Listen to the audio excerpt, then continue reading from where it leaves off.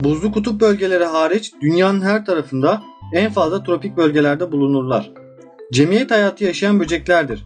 En küçükleri 2 mm, en büyükleri 18 mm'dir. Sonbaharda yuvalarının donmayan derin kısımlarına çekilerek kışı uyumuş olarak geçirirler. Erkek ve dişileri kanatlı, işçiler kanatsızdır.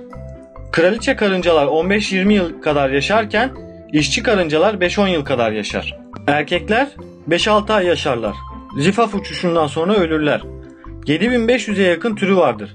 Orman karıncası, mantar yetiştiriciler, çoban karıncaları, esir karıncaları ve harpçiler en çok bilinenleridir. Zarkanatlılar takımının karıncagiller familyası türlerinin genel adıdır. Böcekler sınıfının cemiyet hayatı yaşayan en geniş familyasını meydana getirirler. Sıcak memleketlerde yaşayan termitlerin aksine dünyanın hemen hemen her tarafında bulunurlar. Karıncalar çalışkanlığın sembolüdür. Bütün böcekler gibi vücutları baş, göğüs ve karın olmak üzere 3 bölümden meydana gelir. 6 adet eklemli bacakları vardır. Başlarında 2 petek ve 3 adet osel göz bulunur. En belirgin özellikleri göğüsle karın bölgelerini birleştiren ince belleri ve başlarında dirsek şeklinde kıvrık bir çift antenleridir. Antenlerini gözlerinden daha çok kullanırlar. Hatta bazı türlerde gözler körelmiş haldedir. Boyları 2 ila 18 mm arasında değişir. Genellikle renkleri siyah, kahverengi ve kırmızımtırak olmakla beraber her ortama uygun renklerde olanları da vardır. Vücutları derilerinin salgısı olan kitinden teşekkül etmiş, kutikula denen sert bir örtüyle kaplanmıştır.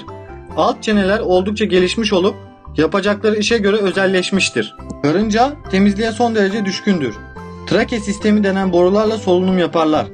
Besin artıklarını ve ölen arkadaşlarının yuvalarının dışındaki çöplüklere bırakırlar. Bir karınca kolonisinde 3 tip fert bulunur. Doğurucu dişiler yani kraliçeler, erkekler ve işçilerdir. Erkekler ve dişiler ikişer çift kanatlıdır. Zifaf uçuşundan sonra kraliçede kanatlar düşer. İşçiler ise kanatsız kısır dişilerdir. Cemiyetin çoğunu bunlar teşkil eder. Besin toplama, çobanlık yapma, yuvanın temizliği gibi ağır işleri çoğu bunlara aittir. Birkaç fertten meydana gelen karınca cemiyetleri bulunduğu gibi 100 binden kalabalık olanları da vardır. Küçük kolonilerde kraliçenin sayısı 1 ila 3, büyüklerde ise 15 ila 20 arasında değişir. Koloninin çoğunluğunu işçiler teşkil eder. Kırmızı orman karıncası kolonisi 20 kadar dişi, 100 kadar erkek ve 10 bine yakın da işçi bireyden meydana gelir. Kraliçeler zifaf uçuşundan sonra ömrü boyunca yumurtlarlar. Erkekler ise zifaf uçuşundan sonra ölürler. Kraliçeler zifaf uçuşundan sonra ömrü boyunca yumurtlarlar. Erkekler ise zifaf uçuşundan sonra ölürler. Kraliçe ömrü boyunca yuvanın içinde yumurtlar. Kendisine bakmakla görevli dadı karıncalar kendisini besler, temizler, yumurta ve yavruların bakımını üstlenirler. Yumurtalar beyaz olup 0.5 mm boyundadır. Balık yemi olarak satılan karınca yumurtaları gerçek yumurta değildir. Koza haline gelen larvalardır. Karıncalarda tam başkalaşım bulunur. Yumurtalardan çıkan kurtçuklar ağızlarına salgıladıkları ve havayla karıştıklarında iplik şeklinde dönen sıvılarıyla kozaya örerek pupa dönemine geçerler. Dadı karıncaların yardımıyla kozadan çıkan genç karıncanın vücut rengi açıktır. Bir süre daha bakıma muhtaçtır. Koza yapan karınca türlerinin gelişimini tamamlayan yavru, dadı karıncaların yardımı olmadan kozayı delip çıkamaz. Koza içinde ölümü beklemekten başka çaresi yoktur.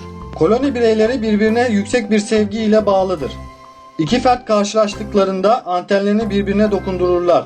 Hatta tatlı sıvı damarlarını birbirlerinin ağızlarına akıtırlar. Karıncaların antenleri üzerindeki kıllar dokunma ve işitme vazifesini görürler. Bazı karınca türleri gıcırtı veya çığlık şeklinde insan kulağının duyabileceği kadar ses çıkartırlar. Karıncalarda alarm, mandibül bezlerinden salgılanan kimyasal bir maddeyle duyurulur.